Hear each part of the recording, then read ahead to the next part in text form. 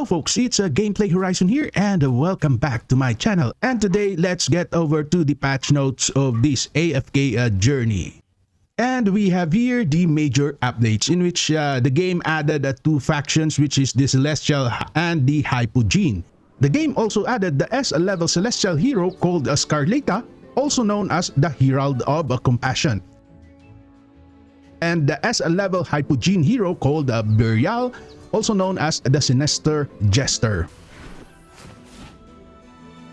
We have here the ultimate skill of Scarletta, in which Scarletta slashes the ground and creates a 3-tile wide rock wave to knock back enemies to the battlefield's edge. Then charges at targets launch a mighty strike to knock them down. We have also here the Pure Cleanse, in which this is a global effect, in which Scarletta charges power in the mid-air for a while after the battle starts, then descends onto the battlefield to deal AoE damage and stuns the enemies at critical moments.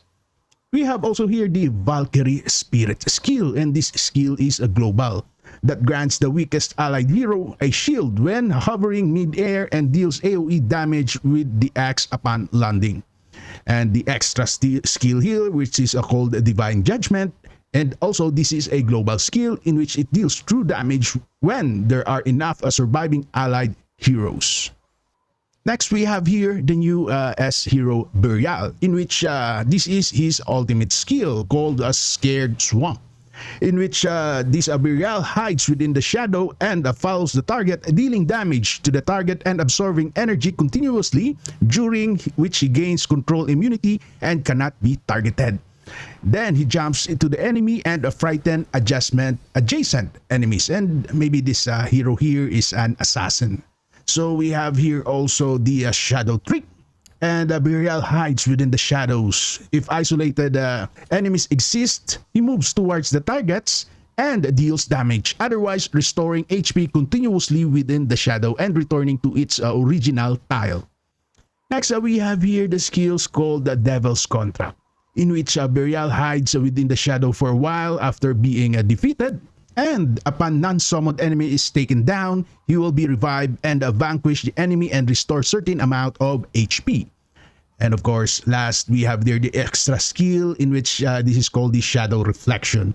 If non-summoned enemies remain isolated for a while, they will generate a silhouette that loses HP over time and can only deal damage by normal attacks. The game also added some guild challenge, in which complete the guild challenges to get abundant guild medals, which can be used to redeem stellar crystals at the guild store and celestial or hypogene heroes. Also, they added some guild quests, in which you should complete these guild quests in order to get these guild coins. They added also some guild challenge, in which complete the guild challenges to get abundant guild medals, which can be used to redeem stellar crystals at the guild store and celestial or hypogene heroes. Also, they added weekly guild quests, in which you should complete this quest to get these guild coins, and a completed weekly guild quest grants guild XP. Meanwhile, weekly quests have been removed, thus they increase the diamonds obtained from the daily quest.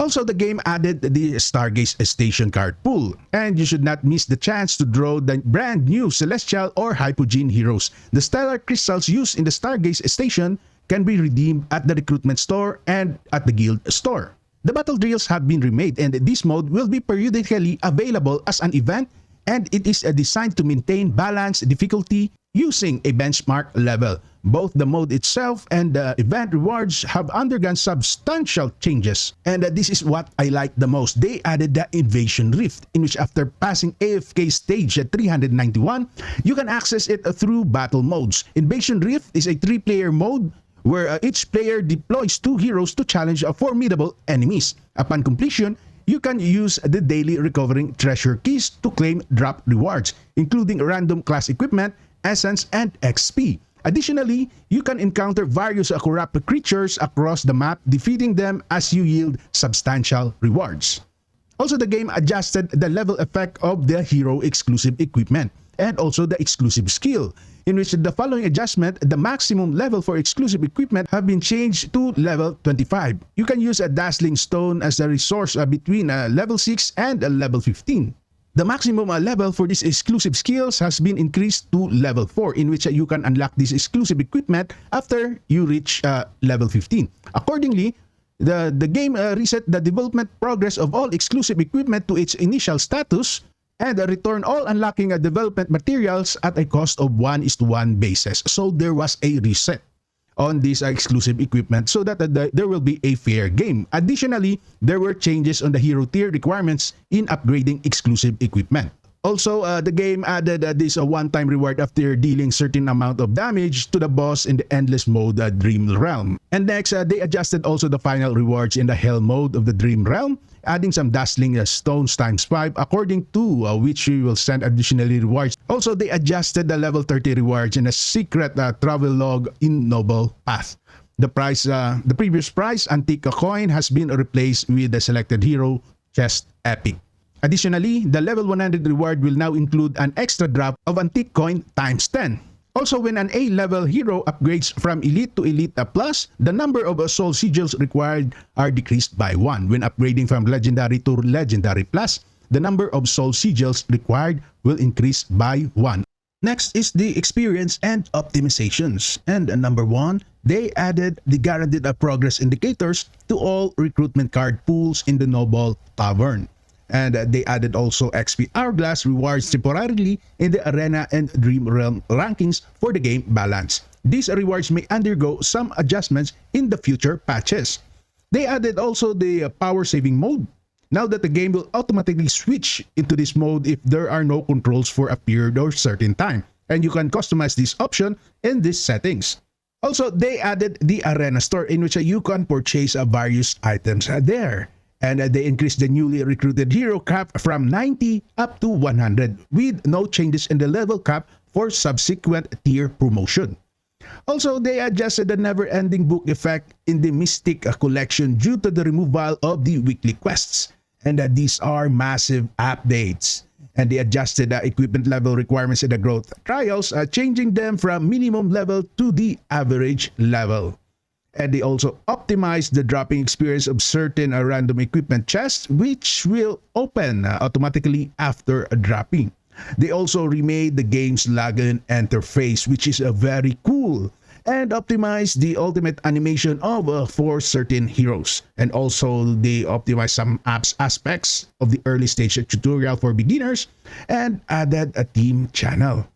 And also they optimized the interface of the AFK challenge, the icons, and some game items. They added the NPC for interaction with the Everlight and disabled the feature to view hero stories temporarily, which will be available after optimization. And they reduced the difficulty of the strategy challenge in the Arcane Labyrinth, which is very hard. And adjusted the equipment stats align more closely with their visual representations, ensuring the sum of stats of 4 equipment from the same class remains consistent, which is pretty decent. Reduce also the difficulty of some certain stages, which is very hard, and the pressure of the map exploration by automatically clearing miasma from all areas up to the second to the last reached by the player. Also, they added a soul stone A up to S level and remove random soul stones and tiered soul stones. And they optimized the logic of recruiting heroes and adjusted corresponding outputs accordingly. Next is the combat mechanics, in which number 1, Thoran the Fallen King, and it is slightly reduced the value of Thoran's HP recovery when allies affected by this exclusive skill, Soul Pack deal damage. And number 2, we have here the Vela, the Phantom of Oakenfell. Increased the value of the notice beforehand's energy absorption, adjusted the notice beforehand's energy absorption to trigger only one fatal blow of a combo in a sword mode, rather than triggering with each damage dealt. And guys, those were the major updates. And if you want to see some changes in the combat mechanics, you can see this on the description of this video. So until then, see you next time. Bye for now, guys.